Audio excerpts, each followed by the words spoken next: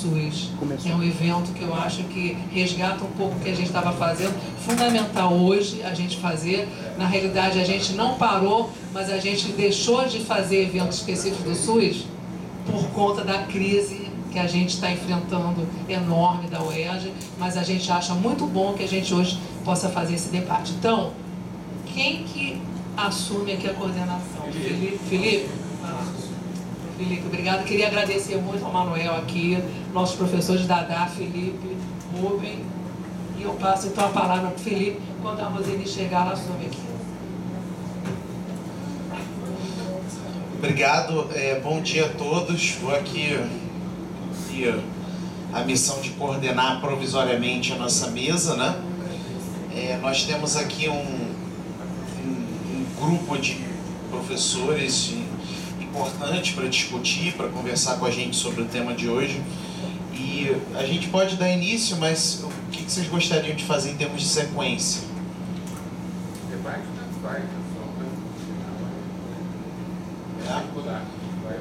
Tá. Alguma sugestão? Ótimo, excelente.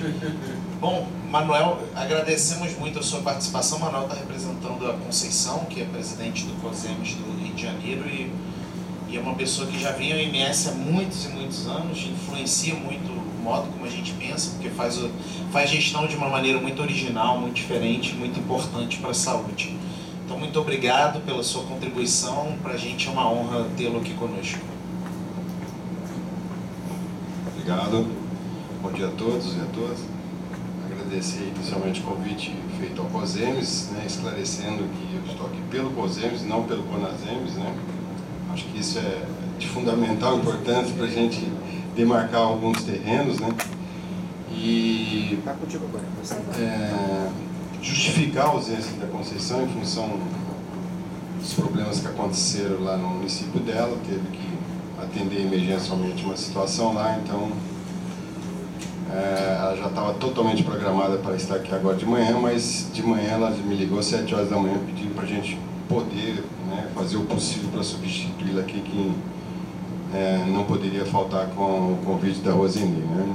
Então, quero justificar também algum problema aqui de conceitos, algum problema de datas ou leis, né, que eu possa estar omitindo aqui, mas na medida do possível a gente vai poder aí sinalizar como está essa discussão no nível das secretarias municipais de saúde, né, principalmente aqui no estado do Rio de Janeiro. O COSEMES não tem uma posição oficial, mas a gente tem discutido internamente isso. E, infelizmente, é o único conselho de secretários municipais que tem divergido do CONASEMES, do Conselho Nacional de Secretários Municipais. A gente até entende, né, porque uma situação dessa, porque o CONASEMES vinha já discutindo essa questão do financiamento único, caixa único, né, e tinha até uma expressão que vinha de uma discussão já estabelecida pelo Gilson de Carvalho, que era a questão do sistema único, caixa único, né? Então, em cima disso, ele estabeleceu algumas defesas dessa decisão da CIT de 31 de janeiro, mas, lamentavelmente, nesses 60 dias que foram decididos também lá na CIT para estar estabelecendo qual seria o regramento, nós não tivemos ainda nenhum movimento de sinalização do Ministério da Saúde ou de qualquer outro tipo de órgão no sentido da gente estabelecer isso. Então, esse vazio continua, e isso é altamente perigoso para o SUS, diante de uma situação da qual a gente consegue entender, e aí nesse sentido a gente se aproxima muito do pronunciamento do SEBS, né, no sentido de que nesse momento atual da política a gente sabe muito bem a que vem uma proposta dessa, e a que interesses ela determinado pelo Ministério atual, né, gestão do Ministério da Saúde, nós conseguimos entender do porquê que o Ministério da Saúde abraça com tamanha fervorosidade uma proposta dessa, né? Então nós estamos numa situação da qual a gente, até hoje no SUS, desde a NOB 93, né, quando houve uma discussão mais e uma implantação da situação de financiamento no sistema SUS, né, até 99, mais ou menos, 99, onde realmente houve uma parafernália aí no sentido do financiamento do SUS, no sentido de criações de caixinhas, né. O pacto, né, veio no sentido da gente diminuir isso, formou-se 5 blocos de financiamento, depois posteriormente alongado para 6, mas eu acho que essa discussão ficou incompleta, né? Eu acho que nós abandonamos um pouco essa discussão, porque no sentido de que eu acho que esses blocos de financiamento determinavam muito bem o acompanhamento da aplicação dos recursos, né? Mas em função justamente da gente ter se ausentado. Aí eu coloco a gente também, até como gestor, né? Não só... Acho que a academia sempre nos chamou a atenção para essa situação, mas os gestores abandonaram um pouco essa discussão e a importância que deveria ser dada para essa discussão, né? Porque apesar da gente ter acumulado aí a incidência desses 6 blocos de financiamento, nós permitimos que o Ministério da Saúde aplicasse ainda uma política que a gente chama de política da cenourinha, né? Hoje sinalizava com recursos para estabelecer o que ele definiria como ideal para o SUS. Então, na realidade, nós invertemos uma situação de estabelecimento de um sistema nacional de saúde com um sistema federal de saúde, né? Então, acho que isso acho que tem que ser trazida essa questão na discussão, porque eu acho que o CONASEMS não está estabelecendo isso internamente, nós não estamos sendo chamados, estamos provocando isso em Brasília, essa discussão, mas não estamos sendo chamados para estabelecer uma discussão que definisse com mais precisão os rumos que nós iríamos tomar. A expectativa que nós temos, para ser rápido, né, é que é irreversível essa situação, né? Nós, no momento que nós tínhamos aí, que mandávamos, né, que tínhamos um certo poder nas definições de políticas, nós pactuamos, entre aspas, né, com essa questão do subfinanciamento do SUS e, atualmente, com o próprio desfinanciamento, né, que é mais grave ainda que o subfinanciamento que vinha se dando. Agora nós estamos numa política aí, né, estabelecida por esse atual governo, de 20 anos de congelamento, né, dos financiamentos do SUS, então isso é mais grave ainda.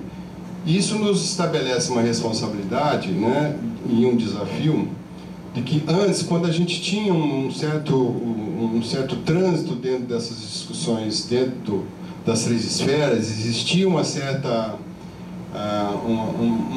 articulação interna disso, a gente abriu mão,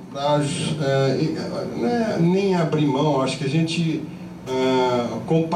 compactuou com certos alinhamentos, né, que definiam o financiamento do SUS não como uma política estabelecida na Constituição do bem-estar social, voltado para a criação de direitos e atendimento das necessidades da população, né? Então essa situação estabeleceu então umas certas distorções no sistema que hoje a gente lamenta, né, pela necessidade que hoje nós temos que lutar e ter um enfrentamento muito maior do que no tempo que a gente tinha essa articulação nos 3 níveis, né? Então, quer dizer, a situação é mais grave diante da busca de um sistema de saúde que a gente ajudou a criar, né, mas que, em função do caminhar das situações colocadas aí politicamente, em termos de poder, né, nós fomos abrindo mão de certos princípios, certas diretrizes do SUS. Hoje nós estamos numa situação, então, portanto, que nos afeta diretamente em termos da gestão municipal. Nós não temos, por mais que o SUS tenha caminhado em algum sentido, nós não temos ainda o fortalecimento da gestão municipal, né? Ela é muito frágil ainda, dependente de recursos, tanto federais e estaduais. Temos uma situação que todos os estados, de uma maneira geral, abriram mão do financiamento, né? Desse financiamento para os municípios, né? Estão totalmente ausentes. Hoje, as secretarias estaduais de saúde, a maioria delas passaram a ser promotoras de serviços, né, e não pactuando decisões que devam fortalecer os municípios. Então, na realidade, passam a ser prestadores concorrendo e competindo com os recursos federais no nível, né, no nível local.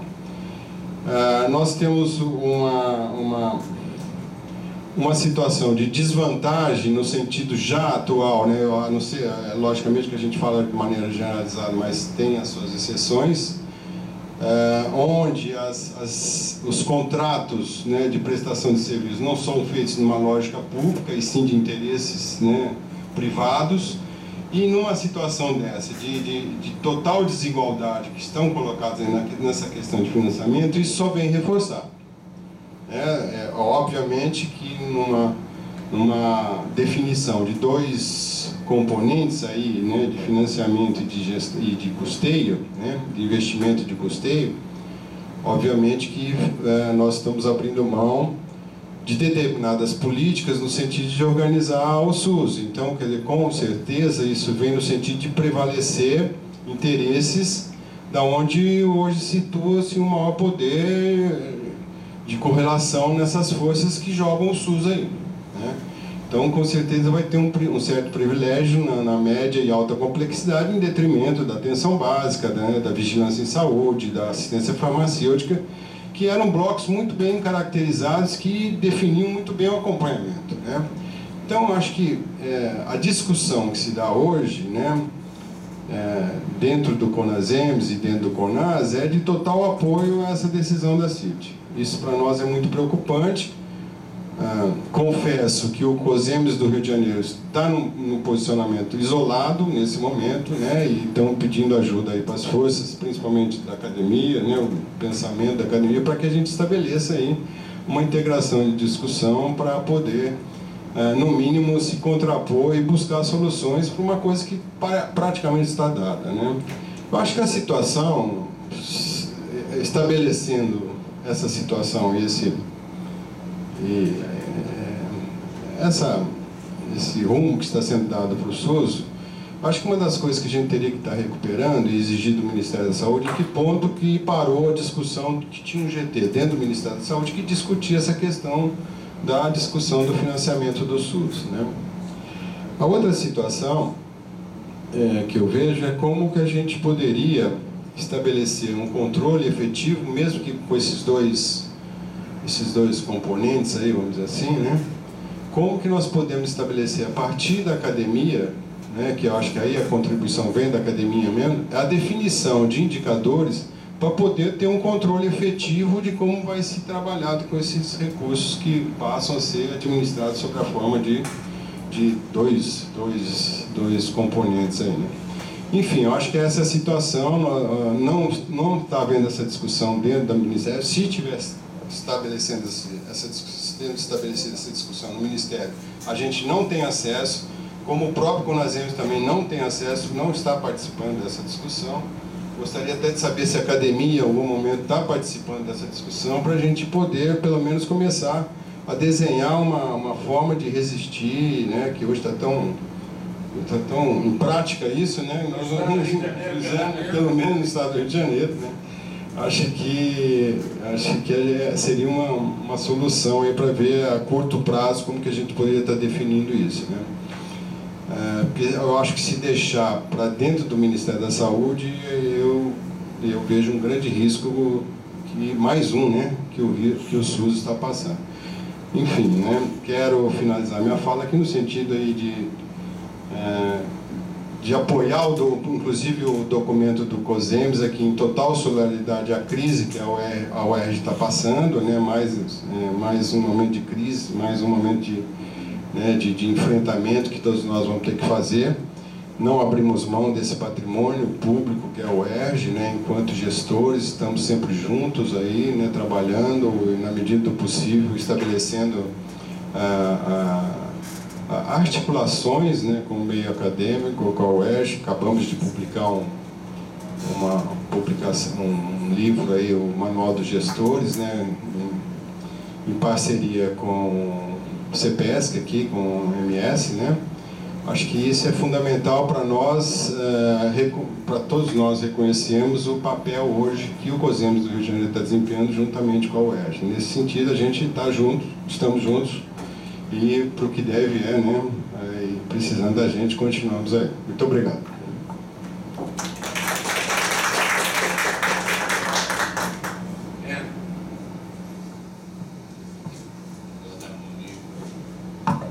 Sou o Temer, mas gosto de usar a mão.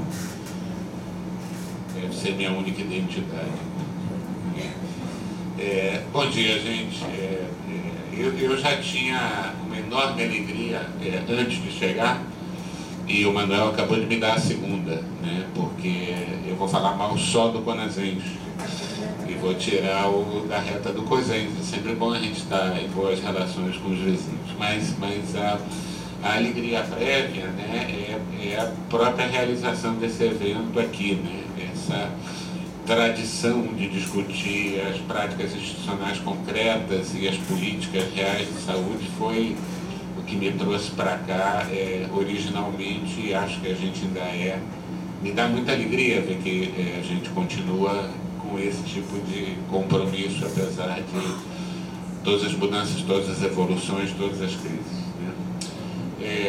E algumas coisinhas que eu acho que era importante deixar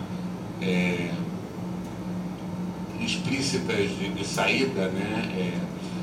Apesar de ter mais ou menos 40 anos acumulados de reflexão e de intervenção sobre, no primeiro momento, mais a reforma sanitária e depois mais concretamente a construção do SUS, esse é o primeiro debate de caráter conjuntural que eu estou participando depois de passar 16 anos fora. Então, do ponto de vista de algumas coisas factuais, pode ser que fale, né?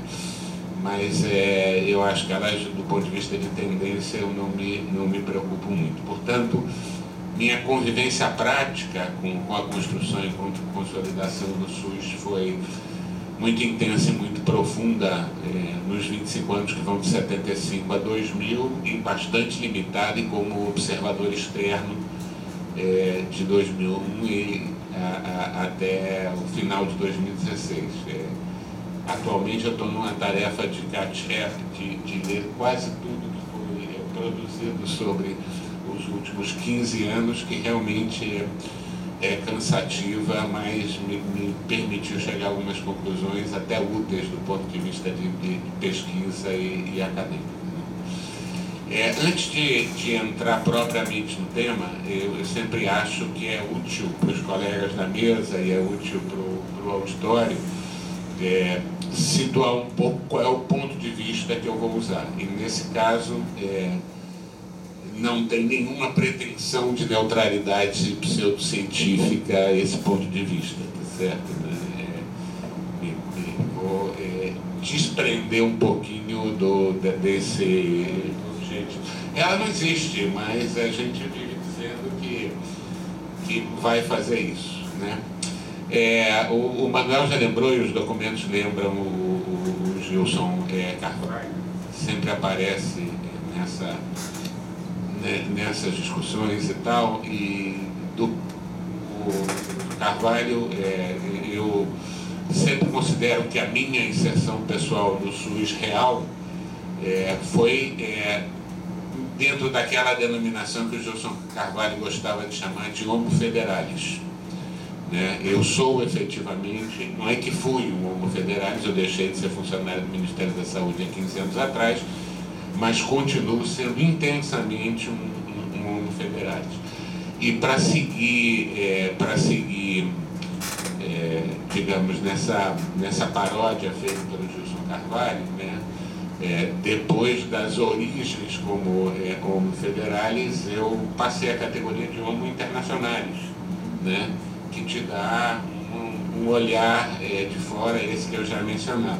E agora está na duríssima transição de me transformar outra vez em homo acadêmico. E é bastante, né, quer dizer, o que a humanidade, a evolução e as explicações de Darwin levaram 70 milhões de anos para fazer, eu estou tentando fazer num período de menos de 20 anos. Então, perdoem se isso dá certo. De qualquer maneira, lembrando uma outra pessoa que foi muito importante para a gente, nessas três categorias, né, de homofederales, internacionais e acadêmicos, eu sempre me considerei aquilo que o nosso mestre Carlos Lessa chamava de dinossauros, tá? Então, vocês vão escutar coisas que são mais próprias do período paleolítico, né, do que digamos, da atualidade. E só para pontuar um pouquinho e citar esse ponto de vista, porque que eu continuo achando, não me arrependo, acho que já virou traço de personalidade, essa coisa do Homo dinossauros, né? Em primeiro lugar, eu tenho enormes problemas, não entendi e tenho horror da pós-modernidade. Então, todas essas coisas que desmancham no ar e tal, para mim, não dá certo, né? Para mim, como é que era o negócio? Tudo que é sólido desmancha no ar e desempenha, certo? Foi carne fraca ou alguma coisa parecida. Segunda coisa, eu continuo confiando muito mais na inteligência do que nas evidências, né? Nós estamos num momento de repetir que as políticas têm que ser baseadas em evidências, e estou usando isso porque em 3 entrevistas que eu ouvi do atual ministro da Saúde, ele usou 7 vezes essa expressão, que significa que nem ele nem nós sabemos português nem nenhum idioma latino, né? Mas ele é químico, né? Então, ele não sabe. Pois é. Eu também não sei. Não, nisso eu me associo a ele. Até porque, num idioma latino como o português, evidência é exclusivamente jurídico-legal. Tá? O que nós estamos chamando de evidência são dados científicos probatórios. É muito melhor usar a expressão correta do que chamar de evidência. De qualquer forma, a frase só fica bonita dita com evidência. Eu continuo confiando mais na inteligência do que na evidência. E, para juntar com o que você falou no final, Manuel, eu acho que a contribuição que a gente precisa de todo mundo é inteligência. Nós temos informação, nós temos dado, nós temos trajetória, nós temos história das políticas, mas, vou terminar daqui a pouquinho com isso, eu acho que está faltando a gente processar um pouco. Tem um historiador da Unicamp chamado Leandro Carnal, que é um cara que é absolutamente genial, né? Que ele diz que realmente o que falta na humanidade, o que falta na política pública, não é dado, não é informação, não é conhecimento, é a capacidade de processar tudo isso e, a partir disso, criar novos sistemas de pensamento, novos sistemas mentais que ele também chama de inteligência. Em terceiro lugar, já vou adiantando que eu sou bastante politicamente correto, não vou dizer os ares e tal. Toda vez que eu escuto essa coisa, eu me lembro de um ministro da Saúde no Brasil que foi fazer a apresentação na sala solene da OPAS lá em Washington, e o assessor dele, que era um luminar da reforma sanitária, importante e tal, passou o voo inteiro lembrando a ele que tinha que dizer e ele, como era um cara bastante pícaro, pegou o microfone e disse colegas e colegos, né? Como tinham orientado ele claramente a fazer.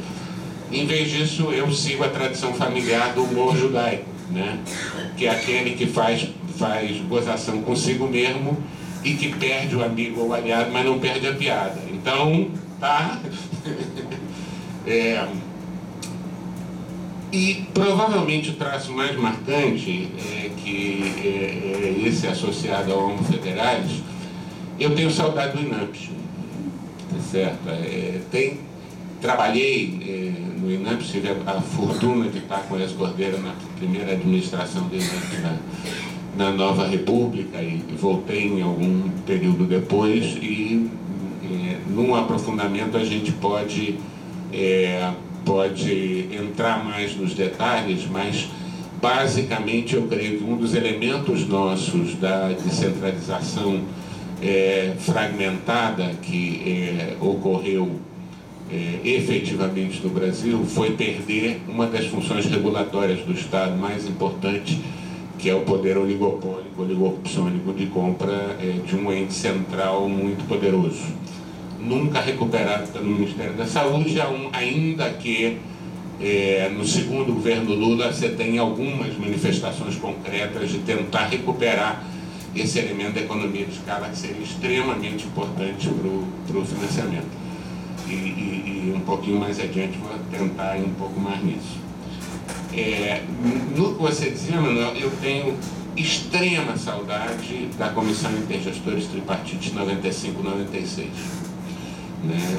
Fui secretário de Ciência e Saúde do Ministério nesse período. Né? Tínhamos a fortuna de ter mais de metade dos secretários estaduais de saúde e secretários municipais de saúde extremamente comprometidos com o processo de reforma sanitária. Tínhamos um CONAS com assessoria técnica muito inteligente, um CONASENS com assessoria técnica muito inteligente. E tivemos um Ministério da Saúde bastante forte. E eu acho que a pactuação se dá com 3 entes fortes, não com um sobrepujando os outros. Isso, na minha análise, difere do período imediatamente anterior, né, que corresponde a 93, e difere de vários períodos posteriores.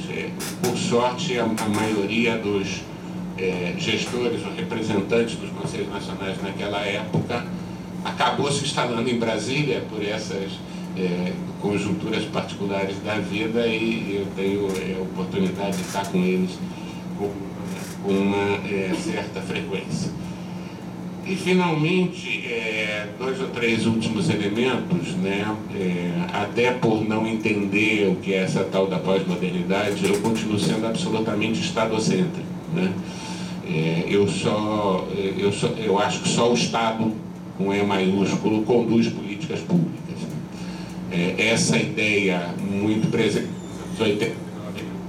de que a política pública seria guiada pelo mercado, ou a ideia da transição ao século XXI, de que a sociedade civil lideraria as políticas públicas, até hoje nenhuma das duas conseguiu me convencer. Apesar de eu achar que o mercado existe, tem que existir, tem que ser analisado, estudado, e a sociedade civil existe e tem que ter espaço de execução, a implementação, a formulação da política pública cabe ao Estado. E um dos problemas que a gente tem sério nessa condução, que o Manuel muito bem caracterizava, é de que a gente começou e evoluiu na construção de um sistema universal de saúde no contexto da destruição, diminuição e desvalorização do Estado, com pouquíssimos momentos de exceção.